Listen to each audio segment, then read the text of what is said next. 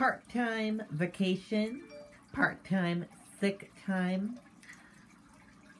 grievances resolved. In a big win for the UEVSS Locals, UE 228 won 2 separate grievances for part-time workers. The first grievance was a Step 3 concerning the incorrect vacation deposit amount for a part-time worker. Per our collective bargaining agreement, CBA, Article 28, vacation, Fran should have received 20 days worth of vacation because she has been at the NVC for more than 10 years. Fran works 29 hours per week, so per the vacation schedule in Article 28, she should have received 116 hours of vacation time. When her vacation was deposited, the company deposited 45.18 hours, or 7.79 days, based on the number of hours actually worked. Since the beginning of the contract, by doing this, the company did not treat part-time employees the same as full-time employees, which is required under Service Contract Act. The resolution is that all part-time members will be made whole by having their vacation amounts adjusted to the correct amount, based on the number of scheduled hours, just like full-time employees.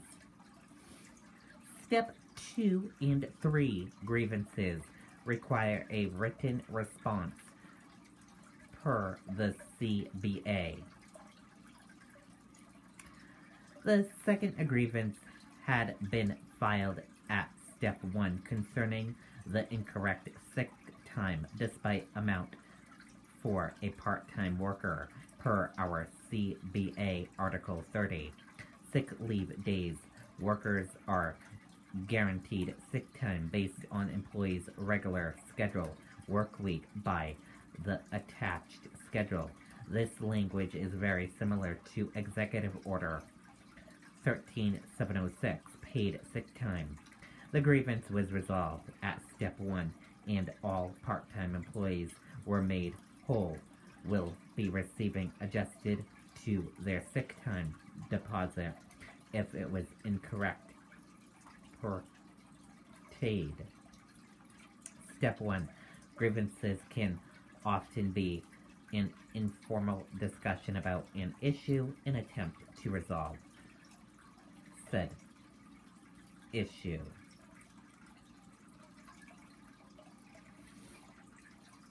The resolution, February 4th, 2020.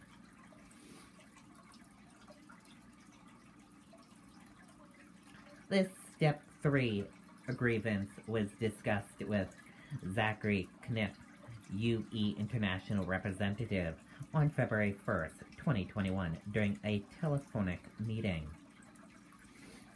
The substance of the Step 3 grievance is that Mr. Rabach received an annual vacation allotment in amount of 45.18 hours. It is undisputed that Mr. Rabach is scheduled to work 29 hours weekly, and that she processes over 20 years service on the VSS contract. She contends that the prorated formula is not valid calculation of vacation time, and that she is eligible for 113.8 hours of vacation based upon her length of service and worked schedule of 29 hours per week.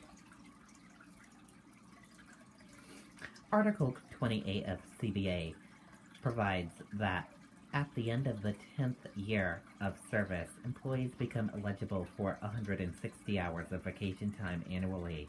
Mr. Knupp argued that LDRM incorrectly calculated her annual ultimate of vacation hours based on and upon a proration of hours actually worked during the year immediately prior to her vacation ultimate, as opposed to calculating her ultimate based upon her schedule of the past 4 years, which is 29 hours weekly. Mr. Knupp argued that the proration of vacation time was calculated incorrectly. In his view, it should have been prorated based upon the scheduled work hours. In considering this matter, the following items were considered: the CBA, the LDRM Employee Handbook, and Executive Order 13706. Article 28 of the CBA provides that the end of the 10th year of service employees become eligible for 160 hours of vacation time annually. In addition to Article 28 provided in part, part-time employees shall earn vacation as per the schedule below, but on a prorated base. The reference on the schedule below is a table which indicates that at the end of the 10th year, employees shall earn 160 hours annually. France vacation ultimate was calculated based upon the actual averages worked for the immediate prior year at the time of her service anniversary. It is also disputed that this method of calculated resulted in substantially lower vacation ultimate than would have been altered had the calculation used scheduled hours as opposed to hours actually worked. The formula used was hours worked at the time of anniversary / hours FTEE worked times annual leave. 587.37 hours worked / 220 hours in a work year times 160 equals 45.18 was the amount received. While Article 28 is silent on the proration method to be used, LDRM does not use an hours worked formula for full-time employees, but instead alternates vacation hours based upon the scheduled hours of the full-time employees. Applying an hours worked formula for part-time employees creates a disparity in treatment between part-time and full-time employees beyond the intended proration agreement in the CBA. Based upon the agreements presented by Mr. Knupp and through review of the applicable policies and language in Article 28 and of the CBA, the Step 3 agreement is granted in part, although the agreements of the UE overcome the reasons for the reduced vacation ultimate. We do not see how the UE arrived at a redeem of an additional 68.62 hours, working 29 hours weekly. Fran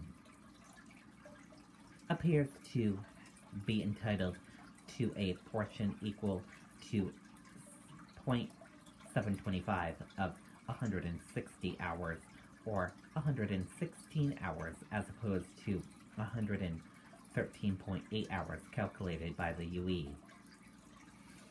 Following the grievance is settled without prejudice to either party, this decision will be applied to similar cases involving annual leave and sick leave calculated for part-time employees.